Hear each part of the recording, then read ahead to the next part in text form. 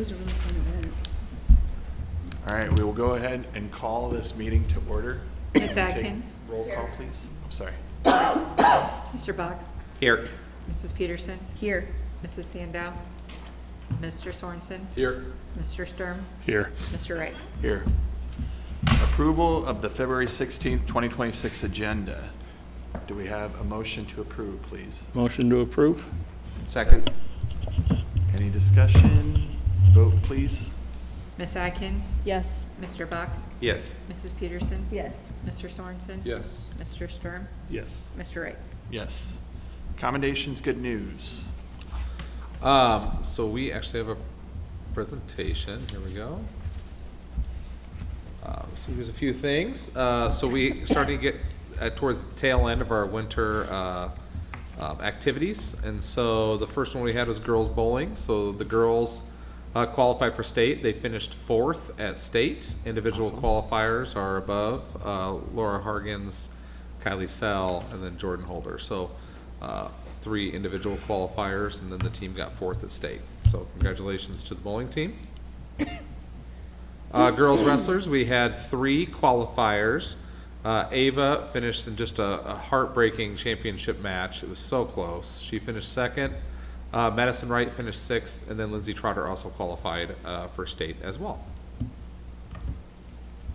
Boys swimming, 2 individual qualifiers. Caden Brown finished 19th, and then Aaron Matulka, he did qualified in 2 events, 50 free and 100 free, and then finished 9th. And then we had 2 relays that qualified, which were the 200-yard freestyle and then the 400 freestyle.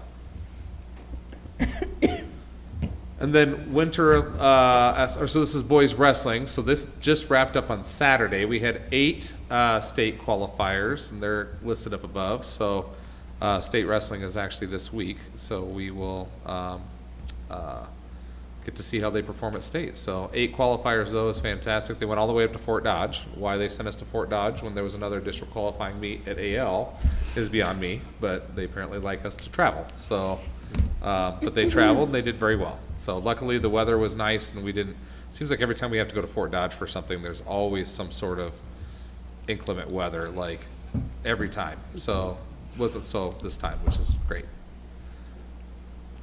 So the Iowa West Foundation did something that's pretty cool. So they started kind of a pro player Hall of Fame, and it's down at the Iowa West Field House, and it's on the wall. If you go down there and you kind of look along the wall, they have quite a few inductees for their first round. They kind of went through and said anybody who was a pro athlete up until this point got inducted. So I attended.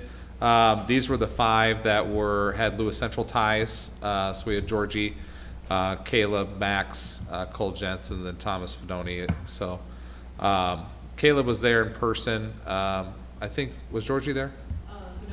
Fedoni, yes. So Fedoni and Caleb are both there in person to accept. And then hopefully we'll have at least one more to add here next year with Mr. Jones. Hopefully we'll get drafted and become a pro athlete as well. So pretty exciting. So we hosted our annual trade fair. This is last week.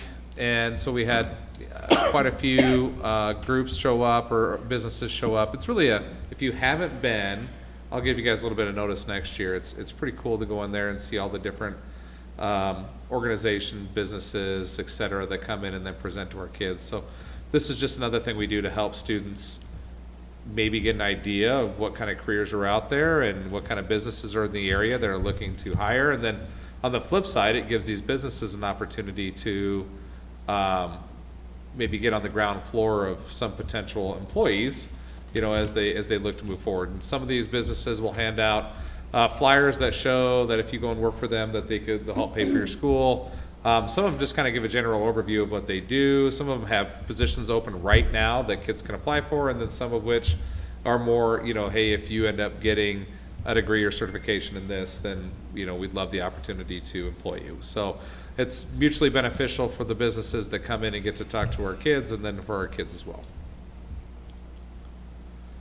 And then we had Mrs. Jacoby's very last musical, and it was a doozy. The third grade performed Pirates the Musical. That is a ship that they built on stage, and that thing was humongous. Like, it went clear off the front of the stage. I told Mrs. Jacoby, I said, well, you went all out for your last musical here. You really outdid yourself. And the students did a fantastic job. It was a lot of fun. I got to see the daytime performance. I'm sure the nighttime was equally as impressive. So just a lot of talent on that stage. The expressions, the actions, the singing from the everybody that was in the choir, and then obviously all your actors up front. They just did a fantastic job. So hats off to Mrs. Jacoby's final musical. All right. Anybody else have? Corp and Company went out on February 7th, and Company was first place in the treble division, and we had two outstanding performers in Company with Chloe Hubble and Jacqueline Hetzel. Corporation's outstanding performers were Gracie Davis and Drew Nelson. Corp made finals, and that was the night that we were third runner-up. Yeah. We had been fourth runner-up the two previous competitions. And then just this weekend, we were at Elkhorn South, just across the river. Company received third place in the treble division.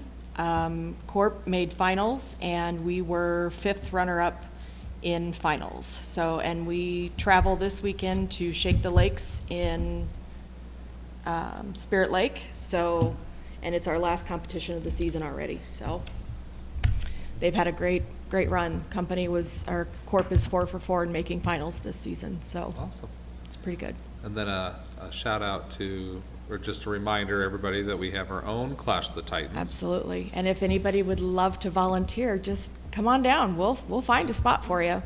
It's a lot of fun. It's great to see all those kids just doing what they love, and they spend the whole day, and we're very fortunate. We have a beautiful space to do it in, and we have 8 performing middle schools on Friday night and 15 performing high schools on Saturday through the day. Yep, and that's March 6th and 7th. March 6th, 7th. Yep. So yeah, please, even if you can't volunteer, just come see what it's all about, because when I say the auditorium is filled, the auditorium is filled. Yeah, It's a cool sight. not even standing room. There's no room. I've Fire already asked. marshal, if you're watching us right now, just know Yeah. that we're always compliant. Absolutely. I've already Don't asked come for an in on the extension 7th in to the our evening. auditorium, so we'll see where that goes. Joking. Okay, anybody else? Okay, we'll move into comments and suggestions. This is the first portion of our meeting where we open the floor to public for any comments that they may have directed towards the board? We'll give it a couple minutes to see if we have any comments online.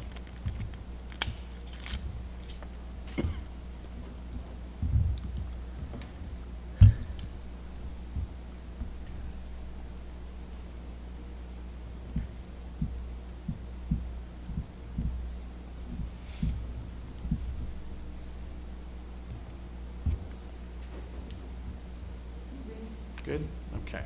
Then we will move on to consent agenda. Do we have an updated personnel sheet today? There are no additions on there, but it is up above.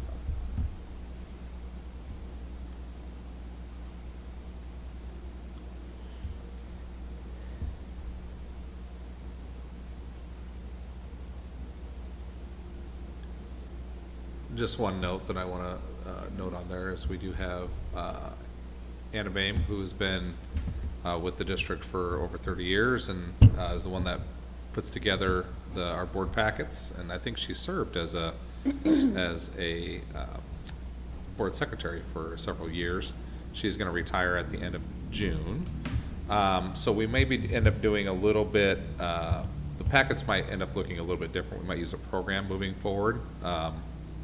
So I'll have more on that once we kind of vet different programs. The nice thing about the programs is they allow us to update them in real time. So we'll be able to get the agenda out earlier, and then as we get documents, we can kind of dump them in there. So, but right now, Anna is the only one that knows how to like compile everything, put it in the right order, and then put it to a PDF document. So it's the real reason we're switching over.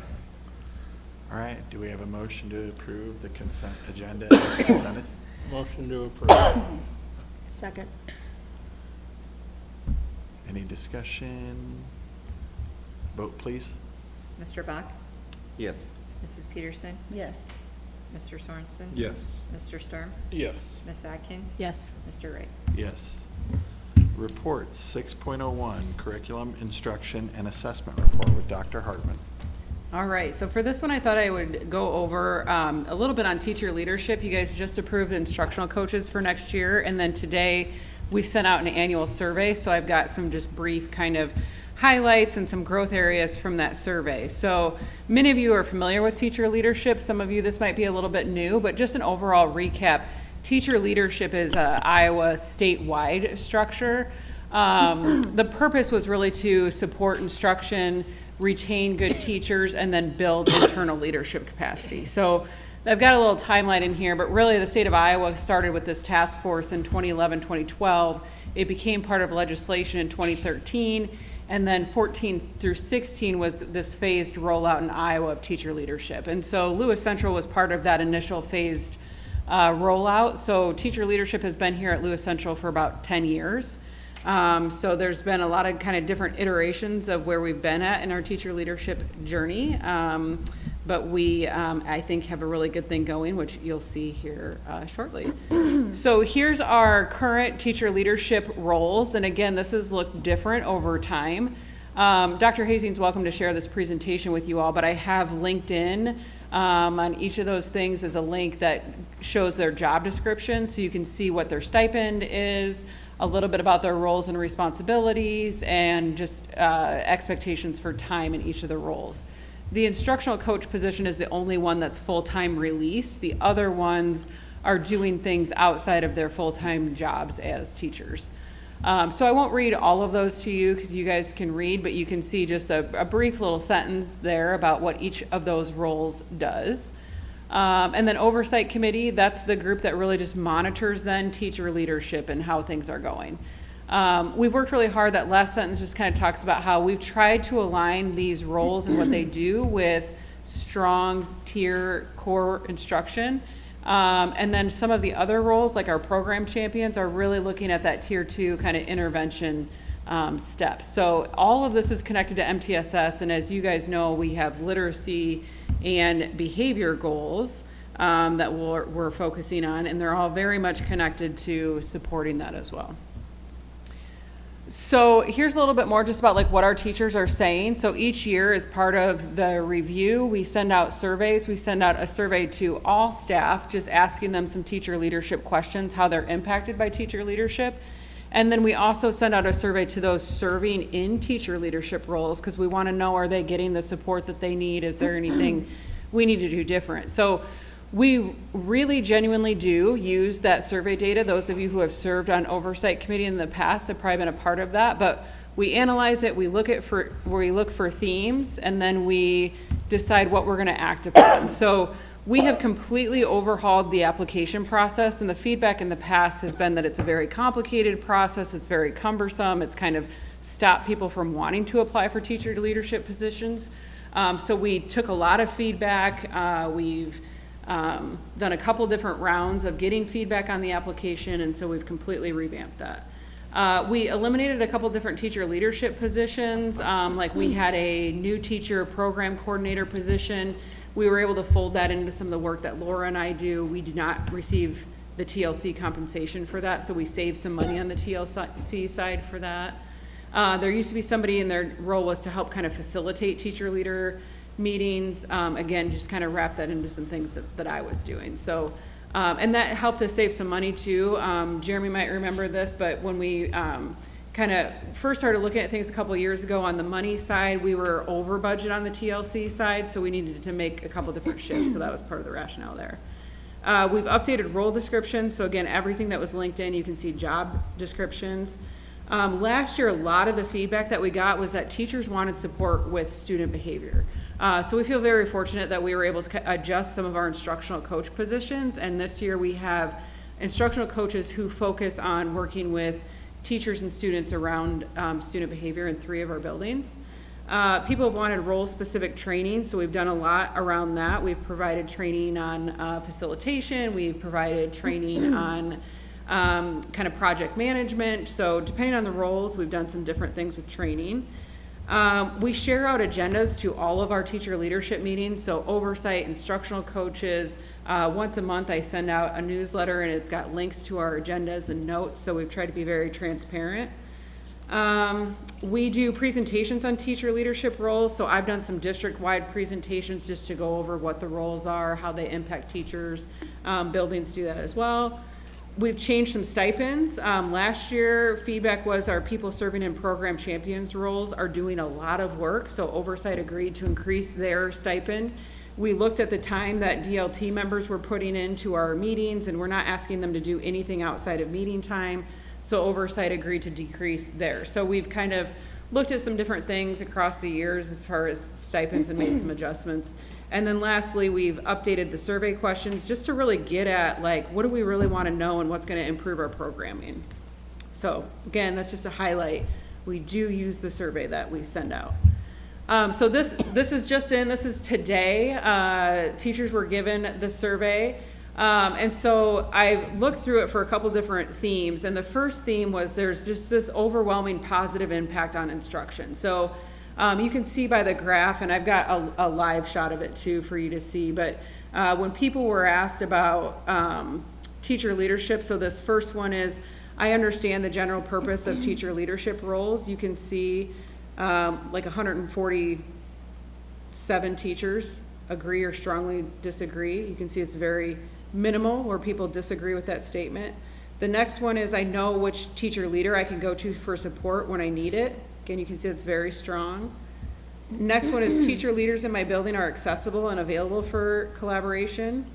Very strong on that one too. When I collaborate with the teacher leader, the experience is positive and productive. And that last one is, teacher leaders strengthen instruction in our building. So very happy with what that graph looks like and those results. Here's just a couple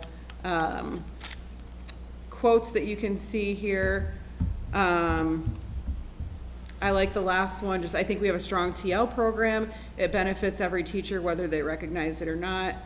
The third to last one, when the ship feels like it's sinking, they work diligently to plug all the holes. So grateful. So those are just a few snippets that I pulled out, but lots of positive comments. I think I have like 5 themes. Here's the next one, that coaching and our MTSS structure is tangibly helping students and teachers. So when I looked through it, it kind of fell out into 2 different categories. People are referencing support that they're getting with instructional practice. So UFly is something we're using K through 2. on the literacy side. People are getting help with their standards, with their professional learning communities, and engaging in coaching cycles. And then we also have these support systems that people feel like they're being supported with: behavior data, MTSS, and student supports.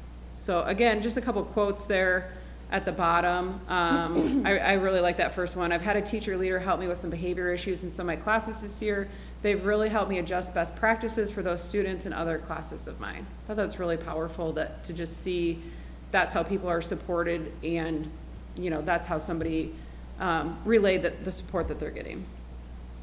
The other theme was access and availability. So again, lots of positive responses here, that people are quick to respond, same day answers, people are willing to do a lot of different things. I thought that was pretty cool. I had wagered that I reach out to a teacher leader at least once per week. This other person engages in a weekly coaching cycle, and then this person goes on to explain like how they've been supported in that, which I also thought was a pretty powerful statement. So the next couple are just some growth areas that I saw. One is communication and role clarity, and we see this every year. We've tried to tackle it with some of the things that I shared earlier. We've tried to do some district-wide presentations, tried to share out some agendas, but we're still, and again, this wasn't huge, it's a pretty minor theme, but we're seeing more than one person share that just some staff don't know who all of our teacher leaders are. Some people are a little bit unclear on like what the roles are. There was a couple people that were like, I want to know exactly what my job description is in this, which is hard, because all of us who work in jobs or roles, like it's hard for somebody to tell you exactly what you're going to be doing all of the time, but I can understand the need for some clarity. And then some other feedback was just some feel like roles don't rotate enough. So we always get this feedback too, that some people either feel like there should be time caps on some of the roles, that people shouldn't get to serve in the roles more than a certain number of years, but then other people feel the opposite. Other people feel like you should be able to get locked in on a role for a certain number of years if you've invested all of this time. So kind of typical feedback, but we'll take a look at that. This was another theme that it was interesting. It came up on both surveys. So both our teacher leaders and those being served by teacher leaders just talked about how teacher leaders having to sub in the classroom is kind of undermining the ability for people to be coaching. So like the middle one says, subbing takes away time. I've had to cancel on staff members, which has resulted in a few staff members stating they don't want to reschedule anymore for fear of our time being canceled. So it's just a tough reality that every school district is living in, is just this issue with subs. I know Jenny here has onboarded a lot of subs this year, and it is what it is, but it's interesting that it comes up in the survey that, again, on both sides, people are saying this is a struggle for us to, want to keep the integrity of coaching, but also, and the last one too, I think our coaches are understanding that, like, hey, we need to be flexible, we need to get in the classroom and help out with subs, but trying to find that balance. So it's just another theme that came up. And then the last one of the things we asked people, Oversight really wanted to know if there's something getting in people's way of applying for teacher leadership, like what would that be? So we asked. And overwhelmingly, it was time. And here's just a few things that people talked about. They coach sports, they have young kids, it's extra meetings after school, people already feel overloaded. A couple people said, when thinking about what the stipend is, like compared to how much work I'm doing for that position, it's just not worth it. So really time, and again, that's a personal preference on time. I think we all kind of run into that, but nothing major shook out as far as anything else other than time. That's why people might not be applying for teacher leadership positions. So next steps, Oversight's getting together tomorrow, and so they're going to look through that data and also look for some themes. That was just my quick look and quick take at the themes. And so their job is going to be to find some positives and a couple areas for improvement, and then we'll coordinate some next steps together. So overall, when I looked at the survey data today, I can see that teacher leadership is a very positive thing at Lewis Central, and it's clearly impacting instruction in a positive way. Our teachers are valuing that access to teacher leaders and support and collaboration that they get. So really, again, when I look at it, there's nothing major. I don't see anything that we need to like redesign when it comes to teacher leadership or anybody's role, but just kind of refining some of those pieces and some of those things that people brought up. Does anybody have any questions about teacher leadership or anything from the survey? How often do they rotate through roles?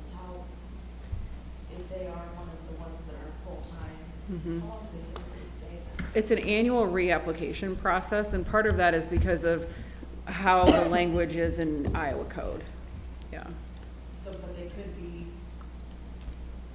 more than 1 year at a time. yeah, yep. Which There's- vast majority are. They're- Yeah, they're there's no for cap. Yeah. Several years, if not many Yeah. years. In fact, everybody who was approved tonight is currently a coach. So there's repetition there. But, I mean, we still have one who I think has been an instructional coach since the beginning of teacher leadership, yeah. You'll see more of the turnover in the other committee work, so DLT, Yeah. BLT, that kind of stuff is more turnover there.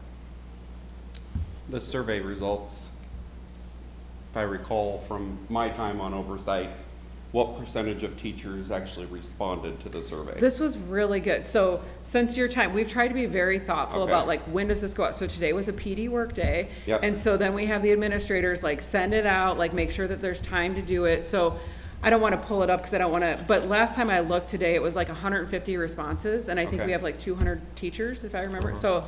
That's I'm very happy. high It's really good. Good. I'm happy with Yeah. that because you're right. Because before when we look at this data, it would be like 50. Yeah, we had low turnout, yeah. Yeah, So yeah. that's really good to see. Significantly better, yeah. Which adds a lot of more value and weight, I feel like, to the responses that we're getting. Because the information on the constructive feedback for what each committee does for BLT or DLT, have you guys ever considered actually posting in the schools what it is that they do? That's a good idea. I don't think that we have taken that into consideration. Our steps that we've taken before, we did like an all-staff presentation in the Right. middle of the year. And then we've had, at the beginning of the year, people present in the buildings, but having something posted that's just there all of the time, that's a good idea. It might be beneficial. Yeah. You could post Yeah. it in the teachers' lounges or something, Yeah. copy rooms. That's a good idea. Yeah. Yep. That's a good idea. Yeah. I'm just curious here, you said 3 out of the 4 buildings had adjusted instructional coaches to help with behavior. Yep. Which building is not? The craft, and the rationale for that is because they only have 2 instructional coaches. Okay. So it's a lot easier in the other buildings when you have It- 3 instructional coaches to take 1. But I would say that those 2 instructional coaches, they still do a lot when it comes to student behavior. They're also doing a lot when it comes to all the other things. You know, they just haven't specialized and just solely focused on The the biggest student thing is the behavior. other 3 buildings that are larger wanted a point person for behavior, somebody that teachers can go to, versus Kreft is our smallest building, and so they have 2 that kind of do it all. So they do instructional and they do behavior. So then teachers can latch onto either one of them if they want support in any of those areas. That's the way it was in the other buildings, where they would also help with behaviors, they help with whatever, a lot of classroom management strategies, those types of things.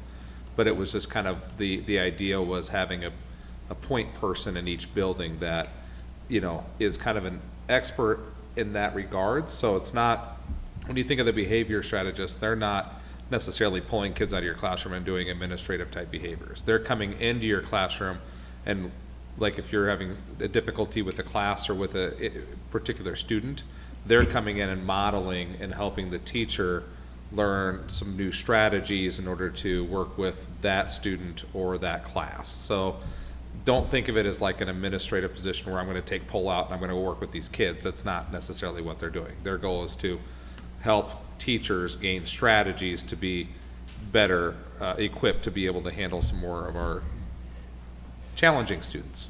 So Well, one comment on there, it said, what was it? It's a first-year teacher that said it's invaluable. Yeah. Do we have any idea why the feeling, or, I mean, if they're watching, I would hope that either they're approaching whoever, and if they don't feel like they're getting, the invaluable isn't like not replaceable. Like it's been amazing. gotcha. Yeah, Gotcha. and if I remember, Alright. like, some of the commentary was like, they've really appreciated getting help with like learning some of the new curriculum, or also like on the behavior side too, some of our new teachers have appreciated just having somebody help them set up some of those behavior structures, or how do I Alright, set up my then- classroom Okay, management. so I interpreted, Yeah. Not, That's it's, the it's wrong- not it's not Yeah. not valuable. right, Yeah, It's invaluable. It's priceless. Priceless. yeah. It's amazing. gotcha. What's the, is there still a restriction on new teachers being able to apply for a committee? Yes, so if I remember correctly, you have to have 2 years' experience, 1 year at Lewis Central. Okay. Yep. And then the only thing else I had was the instructional coaches. So what was the feedback that you said in the slide about subbing? Yeah, so quite a bit of feedback, again, both sides, so Right. people being served by teacher leaders and teacher leaders, but this is only 3, I probably could have pulled in several more quotes about this, but I think people are just seeing our coaches are subbing, and, you know, they should pull their weight too with Right. that, we're asking a lot of people to do a lot of different things, but I just think people are seeing how when coaches are pulled to sub, like it's getting a little bit in the way of like if you've got a coaching cycle going on, or like I know a lot of coaches have things built around like behavior supports that they're working on, and now all of a sudden if I'm subbing, I can't come over there and help you with that part, or co-teach with you, or co-plan when I told you I was gonna co-plan. So it's maybe trying to help people think of how to balance, you know, some of that of like, we're probably gonna need to sub a little bit when the time calls for it, but how do we balance that with not subbing too much and still, you know, maintaining these connections that we have with our staff who need the support with coaching support too. Yeah, that, I mean, that's the same similar feedback as it was a few years ago when I Yep. served on as well. Yeah. So I see that it doesn't disappear, but Yeah. subs are hard to come by. Yeah, and I'll talk a little bit about subbing here. We're trying something, a new strategy, so. Good. So it'll be part of my report too. Cool. But All right, anything else for Dr. Hartman? Thank you. Yeah, thank you guys. Thank you. Thank you. All right, we'll move to finance report with Mrs. Race.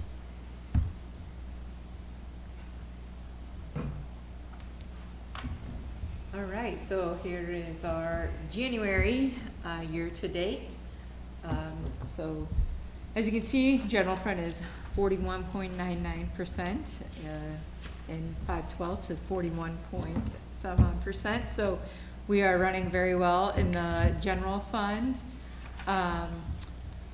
The capital projects, so PEPL and the bond and the SAVE, we have a pretty good balance there to take on the rest of the projects that as we start at the beginning of the year, or at the end of the school year, beginning of the summer, sorry.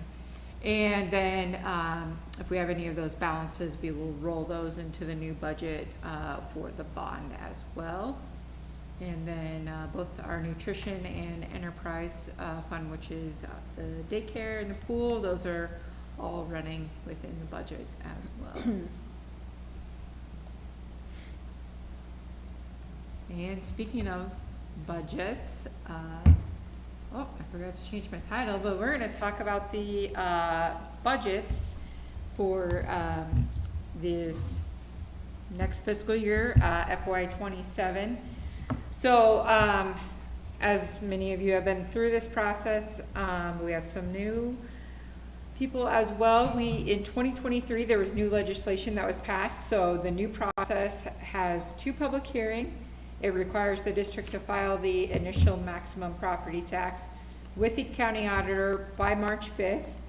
The county auditor to send a tax payment statement to all taxpayers, and then for the final budget to be certified no later than April 30th. So on this next slide, I have the timeline for March. So at the March 2nd meeting, the board will set the time, date, and location for the first public hearing, and set the initial maximum property tax. And we're hopefully not doing that without knowing SSA, but we've done it before without knowing the, biggest piece of the budget, so I'm ready to do that again. The other thing that I have noted for March 2nd, with not knowing what SSA is going to be, we are going to move forward with approving budget guarantee resolution. If we do not pass that and SSA is set at a level that would require us to have that, we would not be eligible for those funds. By March 5th, I will file our initial maximum property tax with the Department of Management and with the county auditor. And then on March 15th, the county auditor will send out the taxpayer statement to all of the residents of Lewis Central. That is the same paper that will also have anyone that lives in the city. It will have the city's information along with the county's information as well. So the legislature has also not changed the look of that form yet, so it will look the same, very confusing to most people, and the school district will be listed first again. Then on April 19th, we will also post the tax notice in the Naparel on our website and all of our district social media accounts. And then on the next slide, we get to April, and we will have the first public hearing. This public hearing has to be held outside of a board meeting, a regular scheduled board meeting, and that can be the only thing on the agenda. So I would propose that we do that on April 6th before our regular board meeting at 6 p.m. And then when that is finished, we'd have our regular meeting. Because on April 7th, I have to post the second, or publish the second notice in the Naparel to hit the time frame for us to have the second public hearing on April 20th. And that public hearing we will have during our regular meeting, and we will adopt the budget. And then by April 30th, I have to file the budget with the Department of Management and the county auditors. So all of that, I have started working on the budget, but like I said, we don't know SSA, so that is one thing that is super difficult to do, is to do a budget without knowing the biggest number in there. So hopefully, we get SSA sat in the next week or two, and hopefully it's for more than what they're discussing right I was gonna say, what did the state senate? now. shoot out? 1.75. Yeah, it's pretty low. The House, Hoping that the House is higher. the House, just pushed forward to the full committee 225, so. So That was just done typically tonight. it's like in the middle then typically? It typically, the governor's proposal was 2, so I'm assuming 2. So, I'd really appreciate it if we could maybe do that this week, but Well, I appreciated the fact that they're trying to push it to beat the deadline. the Yeah. deadline that That already they have. passed. Yeah, Yeah, that one, yes. but, yeah.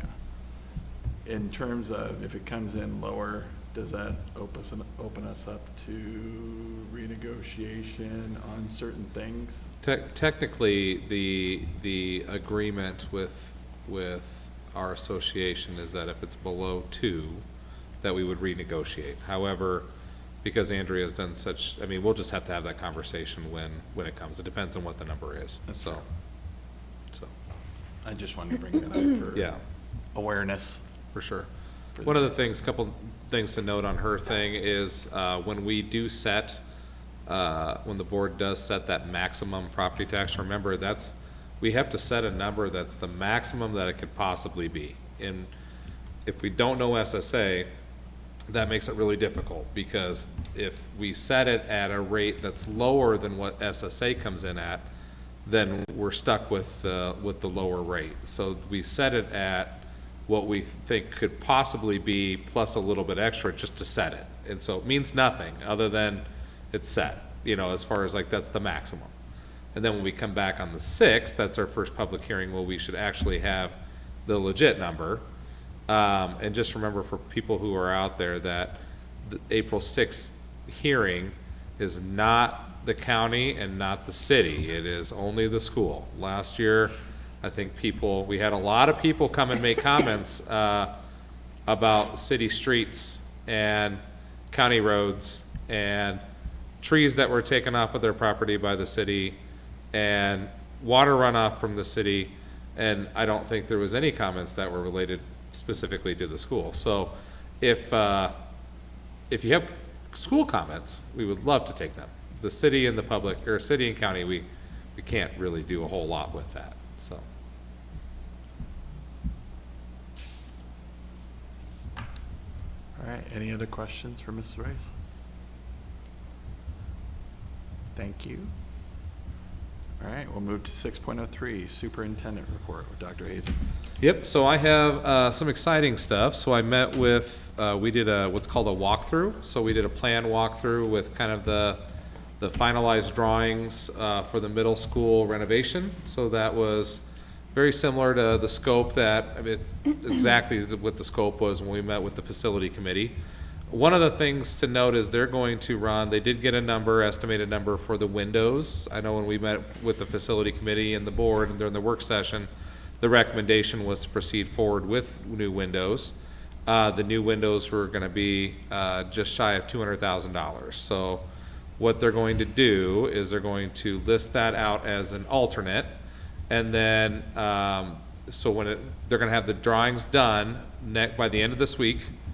They're gonna send it out next week to the approved bidders. We have already gone through the RFP process for approved bidders, and just a reminder, you had to respond to the RFP process, you had to submit your qualifications, and by the end of the week, they'll have reviewed the qualifications and they'll have selected companies and organizations that they believe would perform well for us. And so they look at things like, you know, what is your size, what is your capacity, what is the number of employees that you have, what is your commitment to the area, like those types of things are what they look like to determine qualifications. Also, like what projects have you completed that are similar in scope. So it helps ensure that like we don't get the one lone electrician that thinks that they're gonna remodel the whole middle school on their own in a month, you know. So not that I wouldn't trust that lone individual, I just don't know that they're gonna be able to get it done in a month, you know, versus a larger company coming in and giving us some larger capacity employee, as far as giving us more employees to be able to handle a job with a larger capacity. So those are gonna be done by the end of next week. It's gonna go actually out to those contractors next week, and then are slated to have approval on March 16th. So it takes about 3 weeks for them to look through, to get the bids back, and then they'll take a week to make sure that they can do it, and then they'll make a recommendation to the board on March 16th. Remember that this is not, Miko Henny is a construction manager at risk, so you guys will still approve the overall package. They'll just make a recommendation to you on, this is the vendors we're going to use, this is why, this is how much they're bidding. So everything's totally transparent by you. You just really won't have say over those vendors outside of, it's more of you're approving the entire package. So windows are going to be a separate line item as an alternate. So is the fire alarm system. So we are holding off right now on the sprinkler heads. Those are going to be an additional $80,000, and we said those aren't even due for inspection for a few more years, and so we said let's go ahead and hold off on the sprinkler heads themselves until that's done. And then if some of them fail in 5 years when we have to do the test, then we'll have to replace some of them at that time. But, you know, at this point, especially with the windows coming in as high as they did, you know, we're gonna pick the most, the juiciest fruit, I guess, and leave kind of the other ones kind of on the shelf, on the tree for now. Let's see here, athletic building, so the drawings are gonna be done by next Tuesday, and they're gonna be posted next Tuesday. They're anticipating 3 weeks. They would like us, the way that the schedule maps out, they are probably not going to have the bids back until the 2nd, and they're gonna need a day to review the bids, and so they're gonna recommend that we have a special board meeting on the 3rd so we can get them approved. So I'm just giving you guys that heads up right now that to approve the athletic building bids to do the work, we'll probably have to take a special meeting either on the 3rd or the 4th. They're hoping the 3rd, so. March or? March 3rd, yes, correct, yep. AM or PM? We don't know yet. We'll set it as we get closer. We just have to post it 24 hours in advance, but I'm giving you guys kind of a verbal notice that that's kind of what they're saying right now. LED and parking lots, so the next meeting, you guys are gonna approve the LED light purchases. At the high school, that'll be both the purchase of the LED lights and the labor. And then at the middle school, it's just the equipment itself, because excuse me, the labor will be included as part of the middle school renovation. High school addition, kind of exciting, starting next week if the weather holds. They're gonna start laying brick next week, so you'll see that nice yellow building out front start to take shape. And then they'll also, the windows will come shortly after the brick is laid, and then they're hoping to be all enclosed by about mid-March. So the next month, and then it's like hurry up and wait. You know, they're gonna get it done, and then they gotta wait till the end of the school year, so then they can go back in and do more of the renovation. This coming Wednesday, I and Mrs. Swaller over there are gonna take kindergarten kids to the Capitol. We're taking 4 kindergarten students. Mrs. Smith is actually on the like the state STEM committee, and so she has been asked to have her kids present at the state capitol. So it's just a small display. She can't take the whole class, so she's just going to take 4 kids, 4 kindergartners. I'm going to drive them down. Ms. Swaller's going to drive them back because I have to stay and talk to some legislators. So that'll be an exciting day on Wednesday.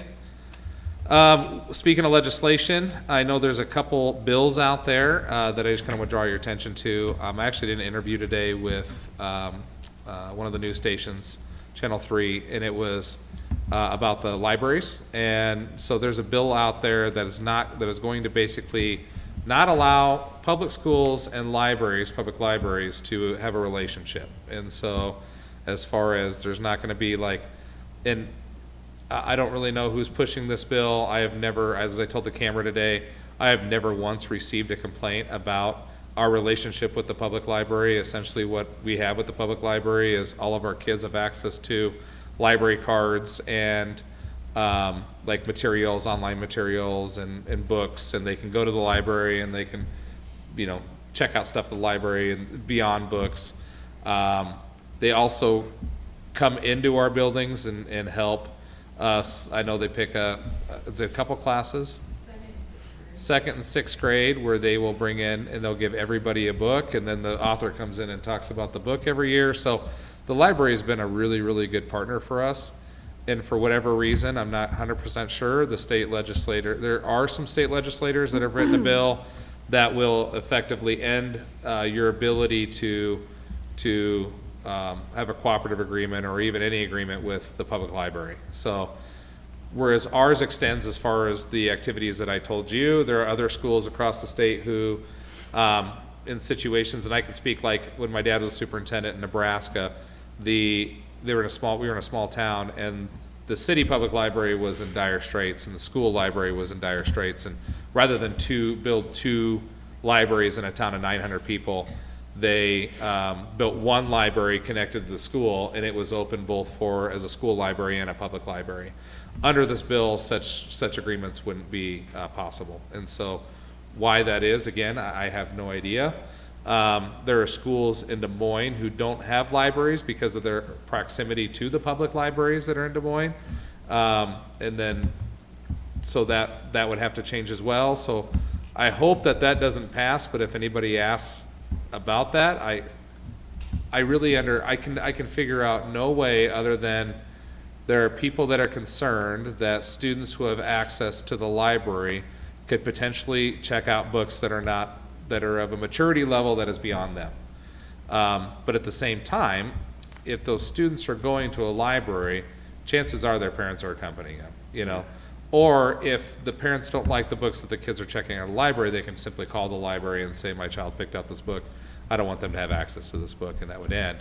I have never, not in 14 years as an administrator, ever had gotten a phone call about a book, a library book, anything like that. I know that there are every year some concerns that are communicated to our librarians and maybe to the principals, and the librarians and principals do a fantastic job of weeding those out, going through, saying, yep, I see where your concern is. We'll make sure that we red tag it, which we have a red tag system, which means that if you want to check out a book that's red tagged, it's of a maturity level that maybe isn't appropriate for your age group, and so you have to have permission to check it out. I mean, there's processes like that we have in place. I just don't understand. I don't understand the public library connection. So hopefully that's not one that passes. If it is, I'll be sad for our kids, because during the summer, during holidays, during the weekends, during nights, when we're not in session, they're going to essentially have access to nothing. And at a time where they're saying literacy growth is at an all-time low, we're looking to potentially take away resources from kids that would potentially help us maintain or grow their literacy ability. So I don't really know that one.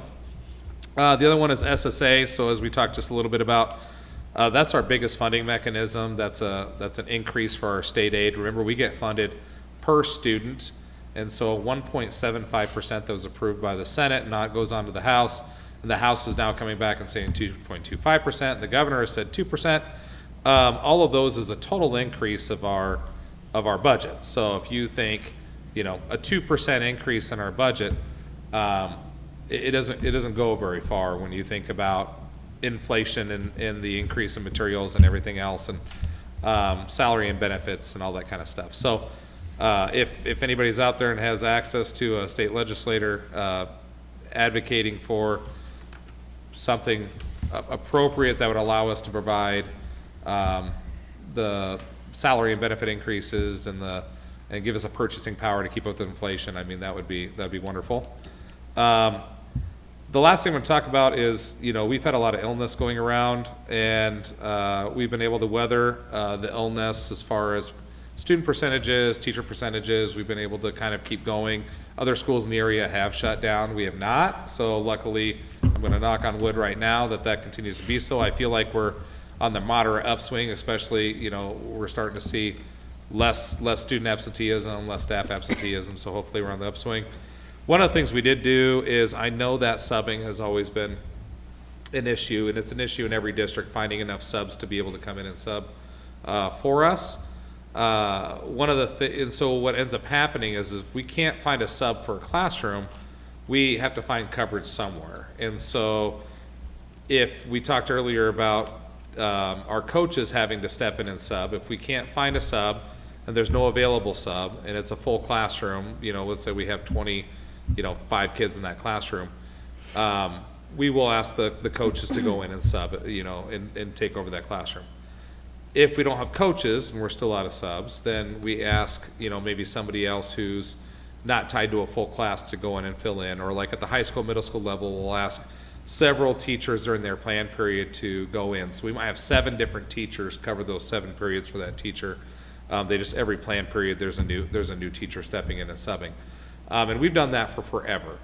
One of the things that we've also had to do, and it happened in my old district too, it happens in every district, happens in Council Bluffs all the time, so it's not like we're the only ones that do it, is if we still can't find anybody and there's nobody available to sub, we will take those 24 or 25 kids and we'll spread them out throughout the rest of the teachers in that grade level. So if we have, if there's 10 teachers in a grade level and I have 24 kids, and there's 9 kids remaining, we'll send 2 or 3 students to every single class. And teachers have done that for a long time. It is cumbersome and it's not ideal, because anytime you add a new dynamic to an already full classroom, it's something you gotta account for, especially when it happens last minute. So if I have a class of 24 kids and I make 24 copies, and now I got 3 more kids, well, I gotta figure out a way to go down and make more copies. If I brought, I know it happened last year where they were doing a really cool project where they, had to bring in marshmallows and different kinds of stuff like that. Well, they had enough kits for 24 kits. Well, then 3 kids were out of the classroom. They felt really bad they didn't have 3 more kits to be able to give those students, and so it just kind of made a mess. So they've been able to do it. One of the things we did say is when we have teachers step in and sub during their plan period, they get paid a $30 stipend, okay? We have decided that we are now, if we give you additional children in your classroom, that still takes some additional time for you, and we're also going to pay you the $30 stipend. So that has been, welcome for a lot of our teachers, and saying, okay, it's one of those things where we're gonna have to do it no matter what, because we got to keep going, but at least we can give you something. I'll tell you that paying $30 per teacher for 9 teachers is a lot more than what we would pay 1 sub. So it's not a money issue. It's more of a token of our appreciation of saying, hey, thank you for taking on these additional kids. Here's a few extra dollars. So that is new. I guess, do you have anything else to speak on that, Andrea? No? Okay. Do we have a lot of external subs? Like, do we have a healthy number, or are we seeing a decline in that area? I actually think we have more subs than we've had in recent years. So we've had to do, but it feels like we're doing really well until we get to spurts like this last 3 weeks where everybody's sick all the time, and then it really hits home of like, oh my goodness. So the goal is that we don't have to split and that we can bring in subs and we have looked at other options for subbing services and those types of things. However, we have a pretty good pool of subs and we're adding more subs because we do something that other schools in the area don't do, and that's provide IPERS in retirement. When you go with the subbing service, they don't offer IPERS, and so some of our most loyal and consistent subs are in it because we offer IPERS. So we don't want to potentially lose those subs. So again, we're always looking at ways to add, make better, et cetera, but that's just one of the things I wanted to let you know, and just kind of something that we're doing that's different. So hopefully at least our teachers know that we do appreciate them when they do step up and help out with coverage. So, and that's it. Oh, one more thing I was going to add as part of my report. So we got kind of some sad news today. So we had Chuck Watson, who served on the board from 1991 to 94, and then also served 20 years on the Green Hills AEA board. He just passed away this weekend. So I just kind of wanted to make note. Appreciate, as you guys know, being on the board is there's not a lot of people going to call your name out. So I just want to make sure that we honor those who have served for us. So we wish Mr. Watson's family well as they move forward. So.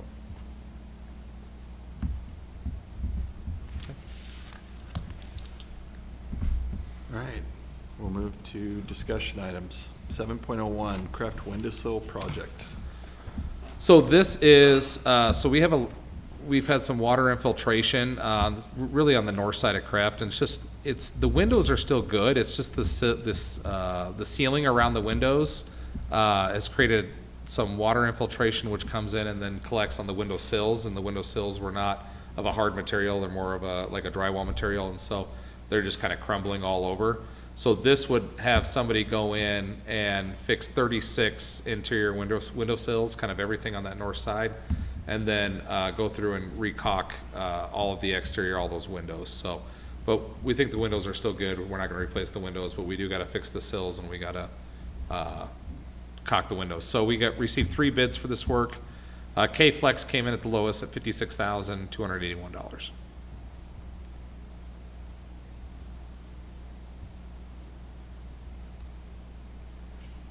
Okay. Any questions? All right, we'll move to 7.02 Middle School Parking Lot CA Services. So this construction administration, they did Lamper Nearson did the same thing for us when we did the high school lot. So they kind of serve as our construction oversight. So they will be on site the majority of the days. They do all the core sampling and the drilling, and they watch everything be poured and, et cetera. And then, like Brett Wallace then kind of takes a step back and basically just monitors the bill for us. So, Project Advocates takes a step back, LAMP comes in and goes forward. One of the things on here is it is $51,000 for them to be the construction administrator on this project. And then there's an $800 fee, for every month after. They'll continue to come back and they'll basically monitor erosion for us. So they're on site, a couple times a week, just monitoring erosion, because you don't want to get that out of control. One, it's a requirement. It's a DNR requirement for the erosion. I'll tell you, we didn't have anybody overseeing erosion when we were in Missouri Valley, and because we didn't catch it early on, we fought that for years. So I think it's, and again, with the high school, they were here, we paid it for 2 months and then it was done. So same contract we had with them for the high school lot. Are we expecting the middle school parking lot to be completed the same time frame as the high school? So, Yep, starting very first week in June and done end of July. okay. It may take a little longer because of the sewer and stuff that's buried under there. Potentially, yeah. Yeah, the sewer is there, but then it's also a little smaller footprint, so, than the high school. So less pouring, more others stuff. Right. Once it's ready, it'll be quick. It is impressive how they do that. Mhm. Well, speaking of sewer, we'll move into 7.03 Sanitary Sewer Repair Design Services. So this is, so if you guys remember in the last meeting, or in the facilities meeting, Brett Wallace talked about how we think we have an idea of the issues we've been having between Titan Hill and the middle school and that whole sanitary sewer, and it sounds like there's quite a few areas where the pipe is eroded or is broken. And so I think the idea is eventually we're going to try to sleeve it, where they basically run sleeves through the bad areas.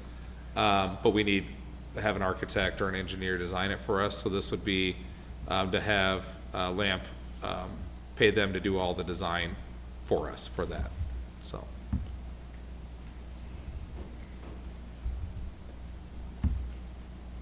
Any So questions? they're designing for us to put a sleeve in a pipe? Yep, because they connect to, city utilities. Did we have a drawing on this one too? Yeah, is there a drawing down below it? I thought there Yeah, was, there's a drawing down below. because I remember diagram. seeing the connection between Oh, Titan yeah. Hill and the middle school. Yeah.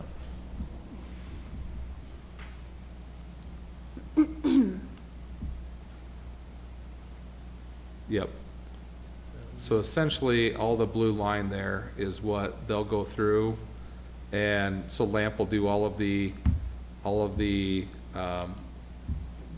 discovery, they'll make all of the, plans for what areas need to be improved upon, design the, the whole scope's up above, design basically the methodology and the materials for how they're going to, fix the sewer line, and then we'll have a company come in and do it. I think in something this complex, I think we've already kind of been working with plumbing companies for a while. I think we spent quite a bit of money trying to fix this issue, and nobody's really fixed it yet. So now I think now we've gotten to the point where pay the professionals one time, and then because now the engineer's on the hook for ensuring that it gets done correctly and gets done one final time. Are they gonna do anything additional once they sleeve it for clean out? I don't know. I guess that'll be, because they're just for design services right now, so I'm Okay. assuming they'll be able to tell us. Not typically, normally, Exactly. like, it'll cut it off, like, at a junction, and then they'll start another one. But all it is like it's almost like a rubber hose that's inverted, Right, and then they hook it up to the line and blow air. Running through it. Blow water, whatnot, and it turns it inside out, and it'll harden inside the pipe. I'm almost planning that we'll run into something when we go through this Yeah. process anyway. So, Well, and that's where, at this point, I would recommend that we get the engineers involved, because at least in the past, we've already spent a lot of money having a couple different companies come in and try to survey it, try to do, and now it's just like, okay, get the engineers in here and just kind of be done with it, rather than the plumbing companies themselves, so. well, and it's quite a distance, so. Well, and it's one of those things where we thought it was a lot more minor than it was, and then we thought we knew it's back when you think you know what the problem is, and then so you have a plumber come in and say, this is the problem, and then they do something and it doesn't fix it. So in the beginning, if we'd have had any clue of how complex it was, we would have had the engineer in the beginning, and we probably would have saved that money. But, it's one of those where you spent 2 years trying to solve a problem the cheap way, and then you find out it's expensive anyway, so. Mhm.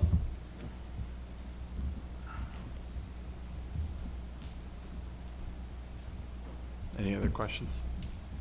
All right, we'll move to 7.04, high school gym floor refinishing.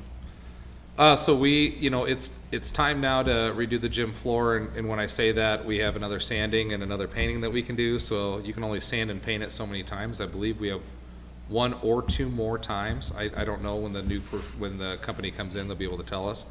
But basically what they do is they sand it down to the bare wood, and then they fix all of the imperfections. So like in the high school, underneath where there must have been a drip pan or something, I don't know what it was, condensation from our old HVAC system, but that mixed with the humidity that was in the gym just damaged a good portion of the floor that's actually under the bleachers, so people don't typically see it. So it'd be going in, fixing that portion, removing boards that need removed, replacing them, and then going and filling in dead spots throughout. And when I say dead spots for non-basketball people, it's like if you dribble the basketball and you bounce it and it doesn't come back up, that's a dead spot, and it's not good for playability. So we have several of those in the high school main gym, which is for our main competition gym. That shouldn't be a thing. So it'd be fixing all of that and then going back in. We're probably gonna go back in with a very similar design than what we have. We might change the center logo. It says Titans right now, but might come back with an LC or something like that, but otherwise very similar. I do know we have some I reached out to the coaches and said, if you have a design you like, let me know. And there are some wild designs, so we will not go with those. We'll go with something very generic, so. But yeah, we actually received 2 bids. I sent you that as a separate document. We received 1 bid from Egan Supply, and their total was $29,733, and that's for basically returning it back to a very similar design that we have now. Now we'll go through a design process with them, and if we tweak the design and we have to do a change order, we might do a small change order just if we want to add a graphic or something like that. But that's the base bid, and then.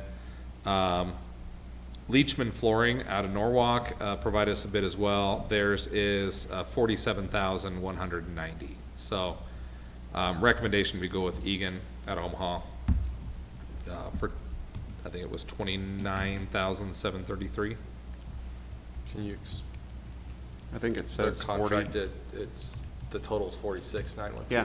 The second one is for Both the, gyms. they gave us a second bid for the exit, or for the small gym. Oh, that's right, we talked about Yeah, that. Okay, we're my not bad. gonna do the small gym. They're only giving us $1,000 deduct if we do both gyms. Oh, And okay. really, it really disrupts a lot of our summer workouts if we have both gyms out of commission. And so for $1,000, we'll do that at a different date. Plus that gym's actually not too bad a shape, so we'll probably wait a year or two and do that one down the road. But have 2 gyms out of commission and only save $1,000 is not, that'd be way more headache than what it's worth, so. And then the last thing is the lights, right? Do we need to replace lights in that gym, and then we basically did everything? The gym has already got new lights. Gym's all LED lights in the Okay. gym. We just redid the speaker system. They played it last Friday night, so sounded better. There's a few tweaks they have to do, but I think it was still significantly better. And then, I guess you guys heard it, was it, yeah. It was loud, It was- but I really liked having our band there though, too. So Yeah, for sure. that was good. 100%. So yeah, once we do the gym floor, Everything's done. it's done. Okay. So, and then, yeah, that's about it.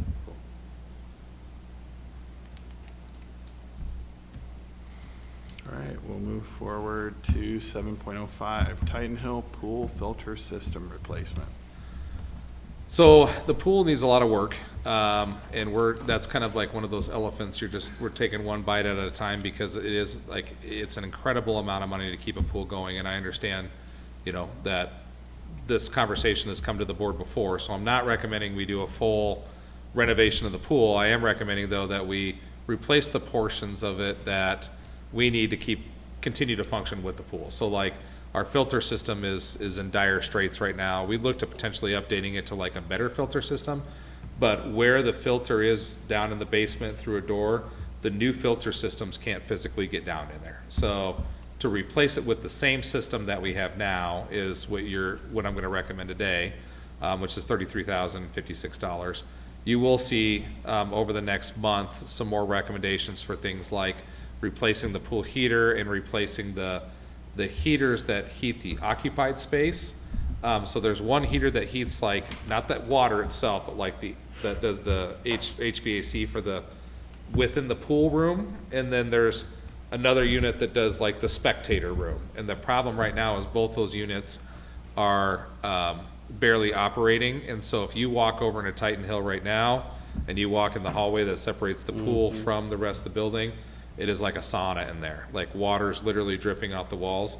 They can't control it right now because the 2 units are running full blast. They don't have, the controls are all shot, everything's shot on them to be able to fluctuate, and so they're also not bringing in any outside air. It's a whole deal. So I was on the camp of not doing anything with them, and then Mrs. Reyes is like, Dr. Hayes, you need to come over here. And I went over there, and she's like, look at this, like water is literally coming down the wall because of the humidity in there. So I'll be coming back to you guys and saying, at a bare minimum, we need to do the filters, and we need to do the HVAC in those 2 rooms, and then we kind of maintain for a while. So For any of this filter system, does that fall under our agreement with Iowa Western as well? potentially, we actually have an agreement with them that's not yet signed for a 2080 agreement. So that one is that to add the pool, that one will be, I just got it back from the attorney today. I have not reviewed it yet, so that'll be something that we'll have to agree on. Sorry if I spoke out of turn then. Yeah, you're Sorry. fine, yeah. No, you're good, but that would be the type of stuff. This one I feel like, I don't know if I would feel okay telling Iowa Western they gotta jump on this one, because one, it's a relatively low dollar amount, and two, this has been an issue for a very long time. So to tell Iowa Western in their first year that you need to pay to replace, it's probably not fair. Now, if there's, as we move forward, if we mutually agree that we need to replace the basin of the pool, like that would be something that would be mutually agreed upon, and we say, okay, we gotta replace that. That would be, it's kind of one of those where you don't want to be like a bad partner and say, we know this has been issues and we've been putting it off for years and years, and now because you're here, you're gonna pay for 20% of it. Like, I don't know if that's fair. They never did that with us when we started using their baseball softball field.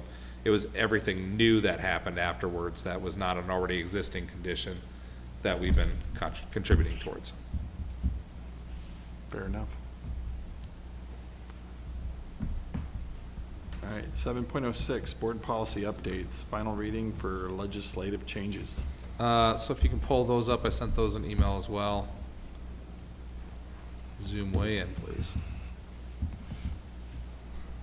All right, there we go. So basically, these are all the new provisions that were passed. So the last time we looked at this was in 2024. I forgot that they passed a law in June of 2025 or in May of 2025 that further clarified what counts as approved and unapproved absences for chronic absenteeism. So they added this whole section in here that basically talks about all the things that are kind of like not included. And so we need to add that into our policy. So this is the actual policy, and then if you go to the, excuse me, into the regulation. And then over here, this talks about, again, it's what happens. Originally, they had us sending, so the 2024 had us send a certified letter every time we would be approaching truancy or chronic absenteeism, which that got really expensive for districts to send a certified letter. And I would say a lot of those certified letters got returned to us, so we would pay for basically nothing. And so then they patched legislation last year that said, well, it doesn't have to be a certified letter, but you have to have documentation that you mailed, you emailed, or you delivered in person. And so this basically is that language that clarifies that. Excuse me. And again, this is all what's required in state law, so it's not a lot of, you guys can disagree with it, but still gotta follow it. I think originally we talked about this previously, and I'm pretty sure we voted on the policy, but this is additional language that has to be in there. Has to be in there, yep. Okay. Yep, and we actually got, through our state audit, that's when she kicked it back to me, the lady who looks at our state audit. This is one of, they ask for a handful of policies every year. This is one that's kicked back and said, you must have forgot about the updates from last summer. So this is on me, so.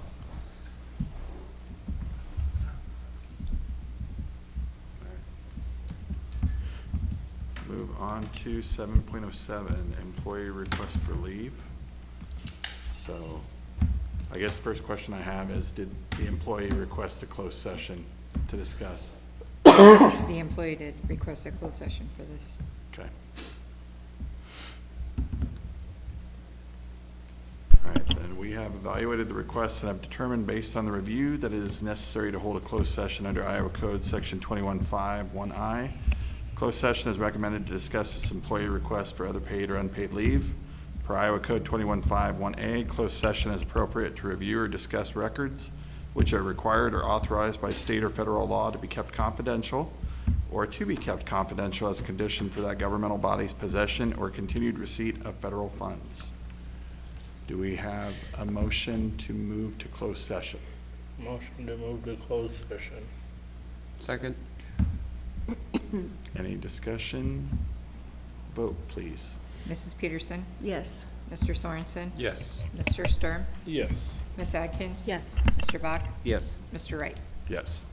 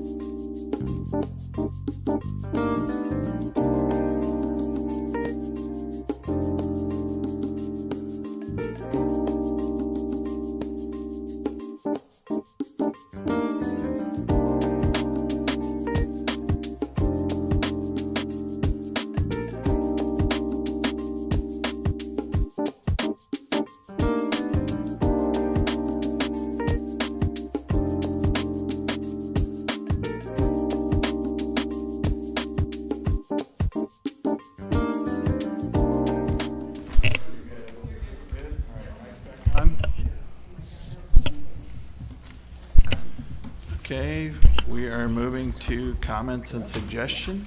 This is the second portion of our meeting where we open the floor to any comments that may be directed towards the board. We'll give it a couple minutes here for anyone online.